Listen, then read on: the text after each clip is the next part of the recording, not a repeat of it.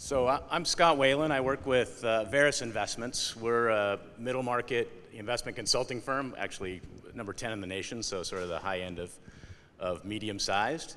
And we're based in Seattle, national footprint. As a consultant, as an investment consultant, I work with clients, helping them meet their investment objectives by helping them match their strategic asset allocation with their enterprise risk tolerance, by helping them find managers that exceed their benchmarks, and by helping them match up with evolving market environment. And with that, I'll turn it over to Josh and let him get started. Okay, thank you. Normally, Scott and his team are judging me. We are judging you right now. I thought we were on the same team on this one. Still judging me. There's always a little bit of judgment. Okay. In fact, I'll sort of be Chris Collinsworth to his Al Michaels, although I'm not sure. I think Al Michaels left now. Okay. He's going to Monday Night Football with Amazon instead of Sunday Night Football with NBC. Great. But it's your show to lead. Okay. All right. So the big thing we were hoping to sort of cover in a combination of presenting to you and sort of discussing back and forth is emerging markets are a little bit of sort of this promise unfulfilled. And there's always this question, are emerging markets just sort of scary places? Are they more volatile, but why do we need them if they're not going to go up? And so that's what we wanted to cover today was where are we today in the case for emerging markets? Part one is, I would actually say emerging markets are underappreciated for their sort of the complexity and diversity that exists. We talk about them as a single asset class, just emerging markets, but they're actually the most diverse asset class among global equities. So the United States, obviously, one country, one currency, one central bank, one political system. Developed international has a lot of countries, but it only has a few currencies that matter and a few economic blocks, the Eurozone, the UK, Japan. So developed markets are still not too complex. But emerging markets are 24 countries that are, every single region of the world.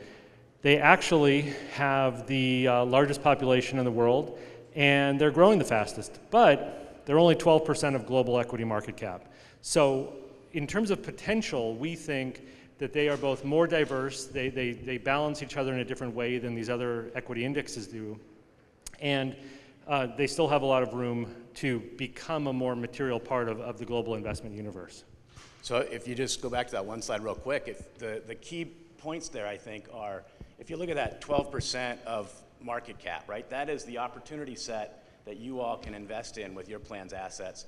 12% of the market cap of equities is made up by the emerging markets, but you look at the next two numbers on that slide, the 58% and the 60%, that really shows, all else equal, they ought to be a much bigger part of the global opportunity set, which implies over time that the value should increase. So you think about it in terms of how you can invest and get that investment today versus where they are in terms of economic activity and economic growth. They're punching way above their weight class. Thank you. But although they're punching above their weight class, or they have the chance to, they've just sort of been making equity investors pretty miserable since the global financial crisis. Leading into the financial crisis, emerging markets were by far the best performing equity group, really outperforming both the US and developed markets internationally. Again, people sort of think of emerging markets as being higher risk, and therefore they're going to do worse. They're sort of a risk-on trade, but not a risk-off trade. But when we went through the financial crisis, emerging markets outperformed developed international. But then, since 2013, they've been the big underperformer. The US has been the big outperformer. The story that Thornburg was telling in exiting 2019 was, now we were ready. Now emerging markets had rebased. They were ready to improve. We got to COVID. Uh-oh, what's happening here? Why are they still making us miserable? Actually, what we would say is, for the first year of COVID, emerging markets outperformed developed international, and they even outperformed the United States. And that is because of some things we'll talk about in a minute that are underlying strengths that exist in emerging markets that were sort of ready for launch going into COVID. Over the last 12 months, we had some incremental regulatory questions in China, some Brazilian political questions, and then the Russia-Ukraine. So you can see emerging markets now are performing about in line with developed international. A different thing, this is not the beat up on the US, because thankfully the US is doing well in everybody's portfolio, but the US, half of the return over the last couple of years really came from internet, and in particular big internet. So the biggest five performers in the United States are half of the US index's return. Otherwise, the US would be pretty similar to developed international and emerging markets. And the reason why we've been excited about the emerging markets for a very long time is, sort of secular trends that the emerging markets are demonstrating.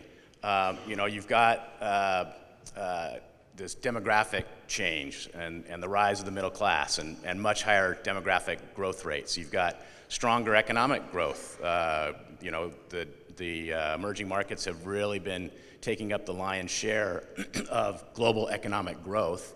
And making up a big part of global economic activity. You've got this trend towards evolving into healthier and more transparent markets with the rule of law, with property rights, all evolving and getting better and stronger. And those have been things that we've been keeping an eye on and have seen as favorable trends for a while. The promise hasn't really been kept in terms of performance keeping up with those trends, as Josh pointed out. But what we're seeing now and why we like emerging markets now and why we're actually overweighting them in the portfolios where we have discretion is really the valuation issue. And I know Josh is going to talk about more of these things. Absolutely. So this is kind of the setup, right? This is the woe is me emerging markets part. But here's one other really important thing, which is, again, people associate emerging markets with higher volatility. This blue line on top is the volatility of emerging market stocks over time, going back to the 1980s. You can see that it was always much higher than the rest of the world. So again, for portfolios, that's hard, this extra volatility. But they proved themselves through the financial crisis, and volatility has come down a lot. So now, over the last decade, the profile of equity returns, much less volatile than it used to be, which again, changes the way emerging markets can sit in a portfolio construct overall. So, what are emerging markets not anymore? They're not this. Yes, they still have natural resources, they still have property development, they still have some commodity manufacturing, but emerging markets are not just exporting commodities to the developed world anymore. In fact, we would say there's sort of three stages of economic growth around the world and for emerging markets. Through the Cold War, up until the late 90s, emerging markets and developed markets were all growing pretty well. This is GDP growth. The blue is developed markets, the purplish is emerging markets GDP growth. Everybody was growing pretty well, but it was independent of each other. Brazil grew what it grew, but it wasn't because of the United States. Malaysia grew what it grew, but it wasn't because of Europe. But then after NAFTA and after the WTO, the economies became much more interlinked, sort of the peak of globalization. And what that did was emerging market growth rates really accelerated. And they accelerated up until the financial crisis, and then they've been decelerating since, along with developed markets having slower growth. So this is sort of the peak in physical goods, the trade of physical goods. Global supply chains got reordered, and that allowed sort of the first stage of emerging markets excitement to happen. And then emerging markets underperformance as equities really kind of happened through here as things decelerated. Now, across the world, what we've seen is the equivalent of FANG driving equity market returns and driving economic growth for the last 5 or 6 years. Not physical goods anymore, digital goods. That's kind of been this big thing, e-commerce.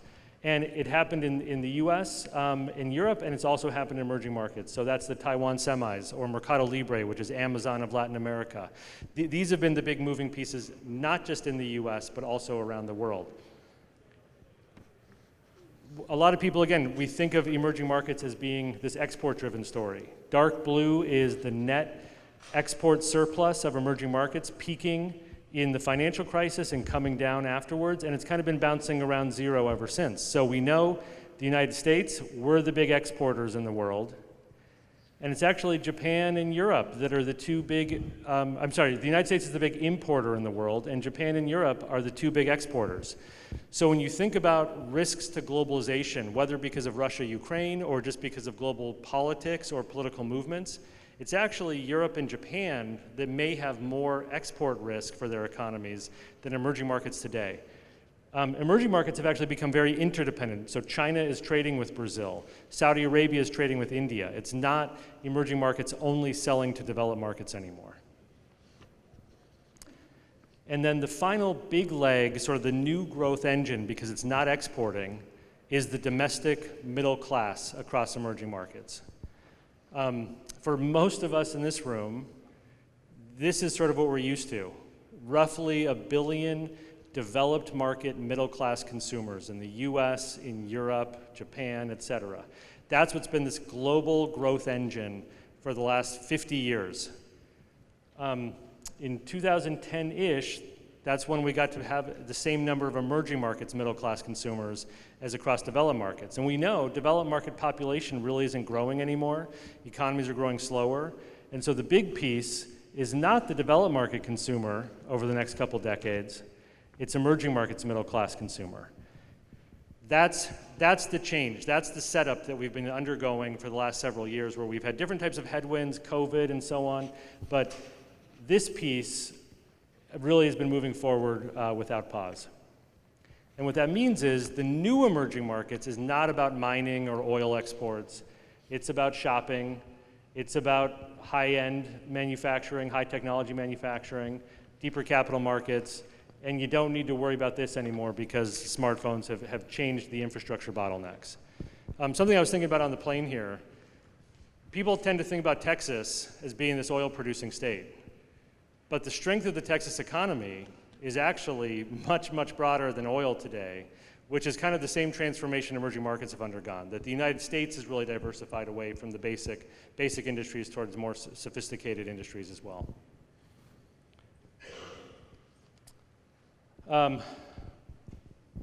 There's always going to be something to be afraid of in emerging markets, and there's always going to be something to be excited about. Hopefully the main goal is investing in companies that survive through the business cycle, tend to be the kind that survive in bad times, thrive in good times. But I think what we would really say is the economic development of emerging markets is not tied to headlines, it's tied to some of these foundational strengths for how the economies are getting more sophisticated over time. So if you pause there for just a second, maybe we can have a little bit of a deeper discussion. If you look at the last picture there, it's all about Russian invasion of the Ukraine, and that impacted pricing in the emerging markets pretty hard as the war broke out and as it's continued.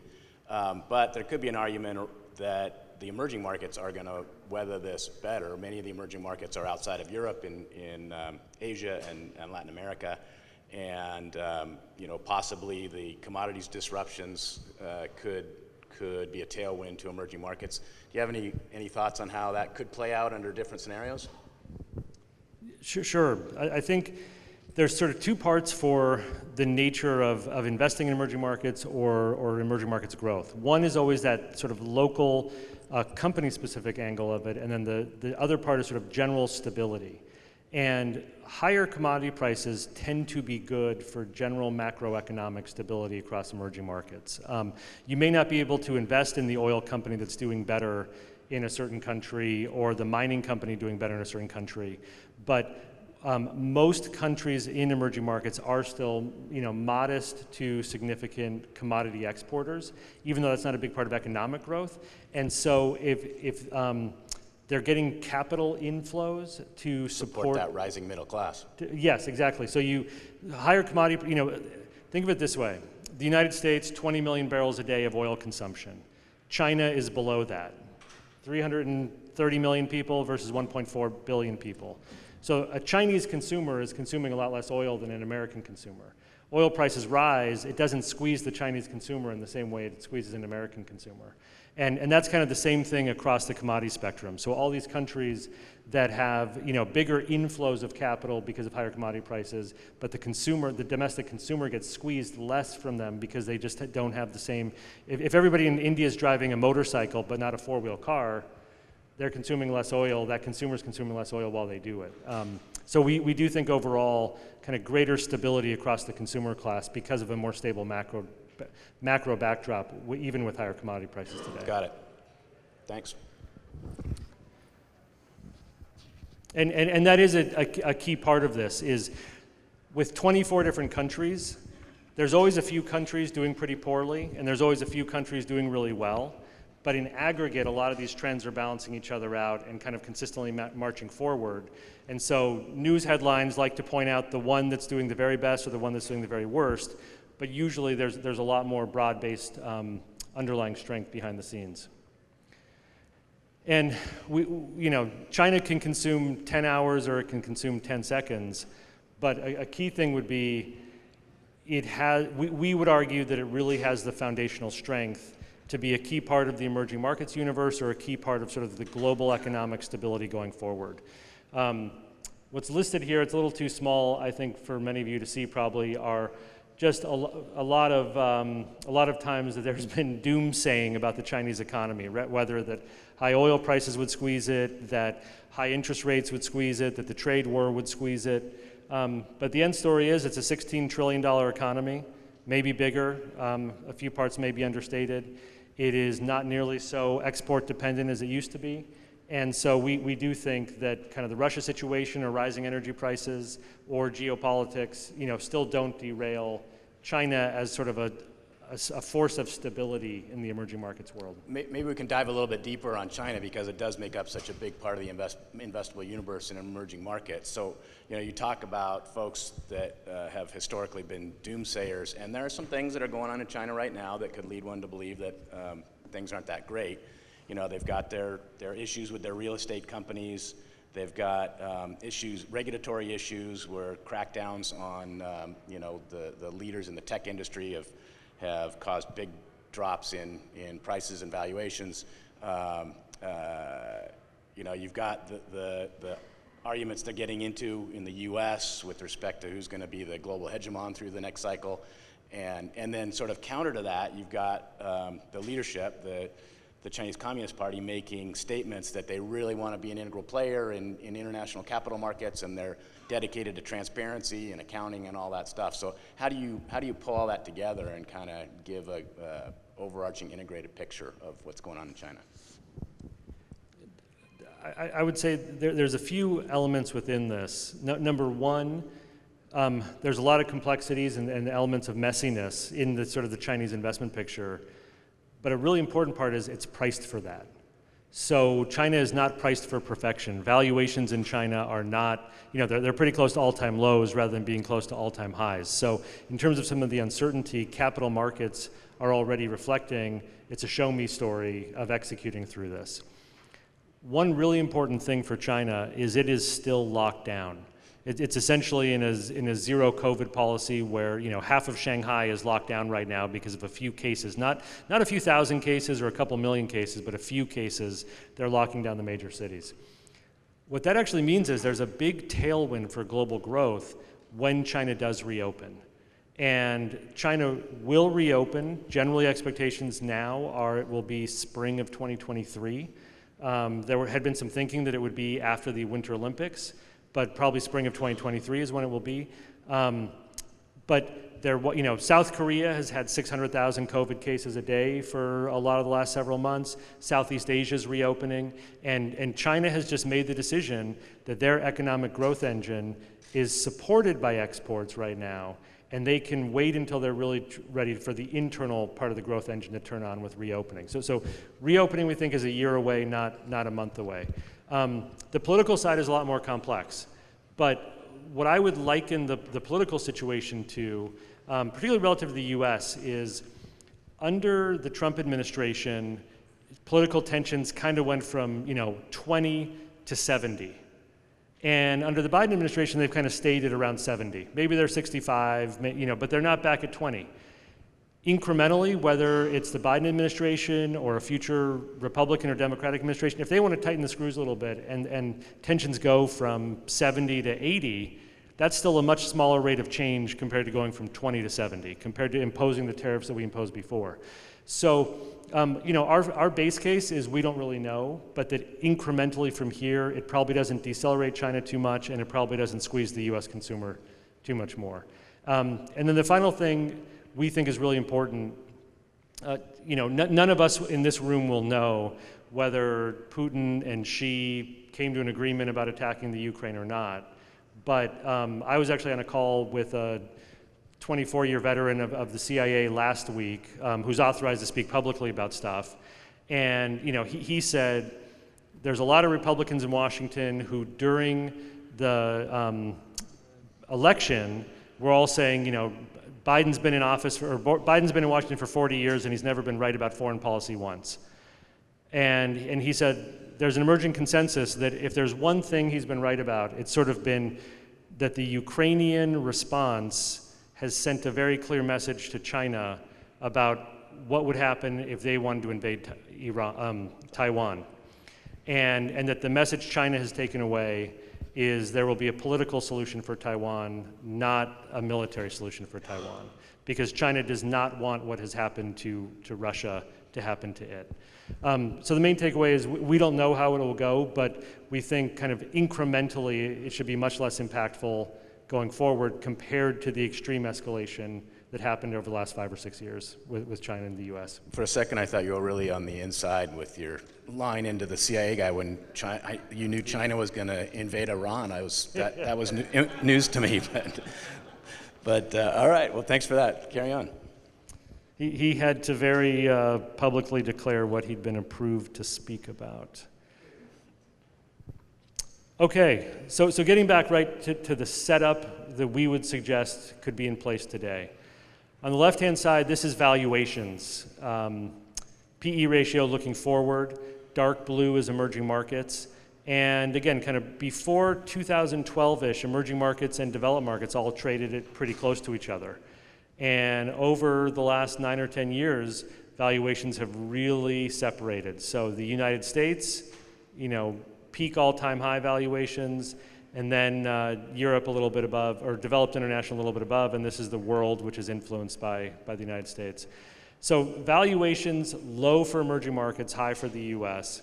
And what I'm going to throw out is a scenario that happened almost 20 years ago now, which was the tech bubble had collapsed in the United States, and 9/11 had just happened, and emerging markets were the best performing asset class for the next 5 years. Today, we have this major growth sell-off that's happened in the United States, kind of all these software companies and work-from-home beneficiaries that really rose during COVID coming back to earth. And unfortunately, we have a different geopolitical situation in Russia and Ukraine. And we have another chance where global supply chains might get realigned and different parts of the world want to reinvest in their infrastructure or where they have their factories located that might be a little more commodities intensive, but also will require strong execution. In a lot of ways, that feels a lot like 2002 again. And what happened in 2002? Blue again here is the valuation of emerging markets, and gold is the valuation of the US. Valuation kind of remained steady for the US, and it rose over time for emerging markets. And the biggest reason it rose was not just because emerging markets were cheap. It was because earnings for emerging markets grew much faster than for the United States and developed markets. And if we're in a position now where emerging markets currencies are a little more stable and we don't have trade wars as this major incremental headwind again from here, we don't have what happened in 2015 where oil went from $120 down to $40 or $50, but we have some quasi-stability in commodity prices, we have a real chance for emerging markets earnings to be growing at a very differentiated rate compared to developed markets and international from here. And just to put some context or additional color around the valuation chart there, so if you think about where emerging market valuations are relative to developed market valuations historically, they're in about the 8th percentile, right? That is, there's only 8 times in the past where they've been at these huge differentiated levels. So relative to history, the valuation story is really attractive. And then if you look at the chart and you just see the differences, so the and you flip that metric upside down, you go from price to earnings to price, you get sort of an earnings yield, it's kind of like a bond yield. The emerging market yield is about 7.6 compared to the US at about 4.1. So the rate of return that you're getting on the investment is quite a bit higher. And that's part of the story for us, thinking that emerging markets ought to be overweighted now relative to just the benchmark weight, which is sort of our standard based on our longer term views. Thanks. And one thing just to piggyback on what Scott said is everybody's questioning if the Fed is behind the curve today in the United States. And why is that? Because US 10-year Treasury is at 2.5% and inflation's at somewhere between 5 and 7%. In Brazil, inflation's also really spiked. It's at 9%, 9 or 10% right now, worse than the US. Brazilian interest rates are at 12%. In India, inflation is around 8 or 9%. Interest rates are at 8 to 9%. So emerging market countries on a real yields basis, sort of interest rates adjusted for inflation, emerging markets are ahead of the curve. One of the reasons that emerging markets have been more volatile in the past is their central banks were often behind the curve. But this time, their central banks started raising interest rates last year during reopening because they were worried about things heating up. So that's a different reason that currencies can be supported, and that's another sort of incremental valuation differential besides just PE ratios or the earnings yield. A last thing, just mentioning COVID. Lots of times people worry about emerging markets debt because that's where we've had crises in the past. The 1980s, there were debt crises that kind of roiled Latin America in particular, and then late 90s was when there was an Asian financial crisis that turned into the ruble crisis that then turned into a Latin American currency crisis, or a debt crisis that turned into a currency crisis. Emerging markets learned from all of these situations, especially after the late 90s. And that's why when we went through COVID, one of the outcomes was, Japan, the United States in particular, stimulated a ton to get the economies through COVID. But developed market economies increased their debt to GDP by 22 percentage points through COVID. So you went from 60% to 80% or wherever it was, depending on the country. And emerging markets on average increased their debt to GDP by 9 percentage points. So emerging markets at the country level actually exited COVID with healthier balance sheets on a relative and an absolute basis than developed market countries did. So that provides another sort of source of stability for a springboard effect, going forward. Maybe just to kind of tie a couple of these thoughts together, and then I'll show one last chart, but we'll wrap it up. What are the key things that tend to really matter for emerging markets? Number one, is stable currencies. So knowing that interest rates are as high as they are across emerging markets is supportive for currencies. Knowing that commodities sit where they are across emerging markets is supportive for currencies. So overall, we would expect we're not, during COVID, the Brazilian real fell by 25%. That's a major headwind to a US dollar investor. We don't foresee things like that happening, in the foreseeable future. We've got the interest rate stability, especially, thanks to the US reopening and getting going, and then especially with the Chinese reopening, we think we can have accelerating GDP growth across emerging markets from here. And then you combine that with both healthy government balance sheets and corporate earnings that are still accelerating. That's usually a pretty good setup for stocks. So before you move on, we talked a lot about the positives, right? A lot of tailwinds and valuation benefits. On your first slide, you pointed out several risks associated with emerging markets, like regulatory, like capital flight, et cetera. So I think we would be doing this group a disservice if we didn't talk about what can go wrong. So maybe hit on a couple of those things. I thought we were promising all reward and no risk. I would be out of a job if I promised that. Okay.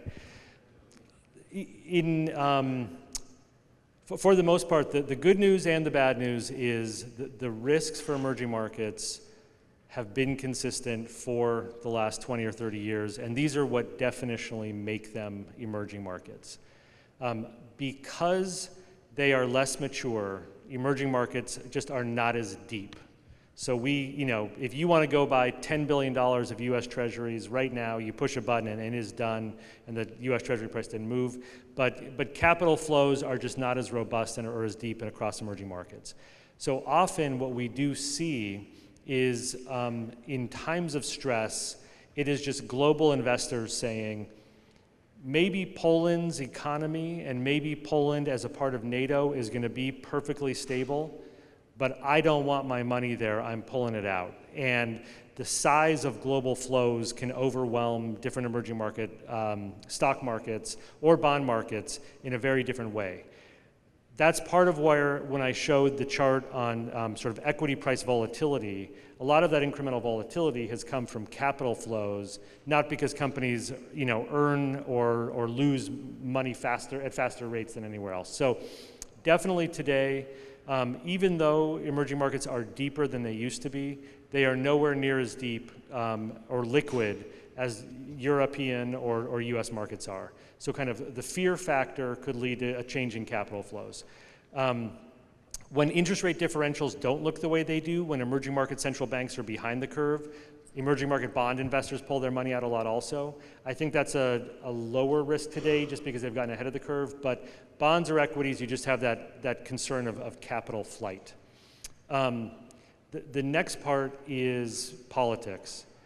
And number one, Russia. Emerging market democracies are more fragile, where there are democracies. And for the most part, emerging market, actually let me step back for 1 second. To be classified as an emerging market, it does require certain levels of corporate governance, national governance and stability, as well as sort of operations of the capital markets. So for the most part, emerging markets are legitimate democracies, not just sort of what the Russian structure was before. But the institutions, sort of the political institutions, the strength of Congress or the independence of a Supreme Court or the power of regulators across emerging markets are usually weaker or more prone to political intervention than they are in developed markets. So that's where the Brazilian political intervention or noise that I mentioned before, that had concerns about whether the current president of Brazil could end up doing certain things that are fiscally imprudent in a bid to get reelected when the election is later on this year. And that's sort of power that the US president doesn't have over the purse of government. So that's a risk. And the election calendar is something that I think emerging markets investors watch more carefully than developed market investors tend to watch. Probably the last thing would be, not the last thing, but the last overarching thing, lower transparency. In the US, if we see employment data from the government, generally everybody trusts it. Yes, there's always some things around the edges, but people say there's real mechanisms to measure employment or taxes or what GDP growth looks like or any of those types of things in developed markets. And emerging markets, it's less so. And so you are, the nuances that you're investing with are less certain, and the lower transparency, again, is part of what makes it immature or emerging compared to developed. All things that have been improving over the last decade or more, but there certainly are peaks and valleys through that evolutionary process, and those peaks and valleys could lead to higher volatility. Absolutely, absolutely. So last, this is what we showed before, and we just wanted to highlight it again for a couple reasons. Number one, this emerging middle class is really pretty extraordinary. And what's important is the emerging middle class, this blue line is China. I think it's blue. Is that China? Yes, okay. So China was really the growth story for the emerging middle class into 2020. That was the fastest growing part of the global middle class. I'm sorry, it's this green line here. Sorry. But for the next decade, China will still grow, but it's actually going to be the rest of emerging markets, not China, that are the outsized growth of the middle class. And so that's just important because emerging markets are not just a China story. They kind of had a decade or so where China was this really unique driver in the emerging markets opportunity. But to the degree you're worried about China from a political standpoint or just from an export standpoint or other macro standpoint, going forward, we're actually seeing sort of the re-diversification of emerging market investment opportunities, India, other parts of Southeast Asia, Latin America, and so on. So don't just think of China as being what emerging markets are. And the second thing is, because it's such a diverse group of countries and economies, you really do get a situation where, again, China has not reopened. Chinese growth is slow right now. But Brazilian growth is accelerating right now because inflation is coming down, commodity prices are high, interest rates are peaking, and they're about to come back down. And so it's not just emerging markets doing one thing, it's this balanced collection of countries that tend to even out the bad and not overstate the good too much when you're going through economic cycles. Thanks very much. Josh, with that, we'll open it up to questions. We got a few minutes. Please, in the front.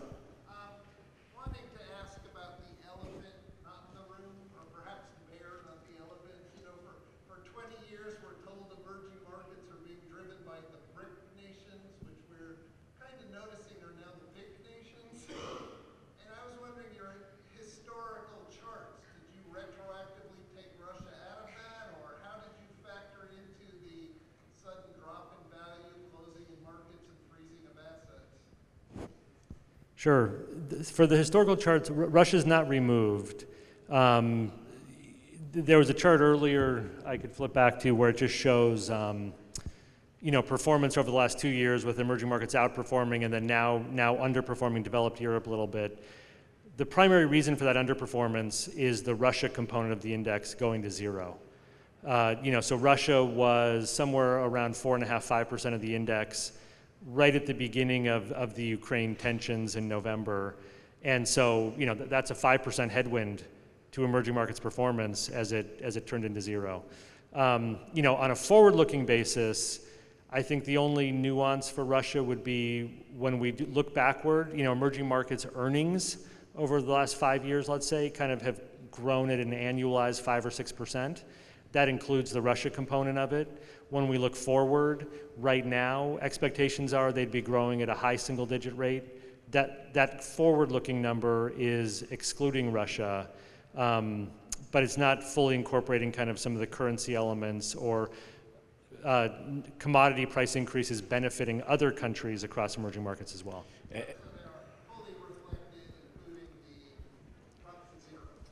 Correct. Yeah, and the current valuation setup of where PE multiples are and so on, that includes Russia at zero or not a part of it today.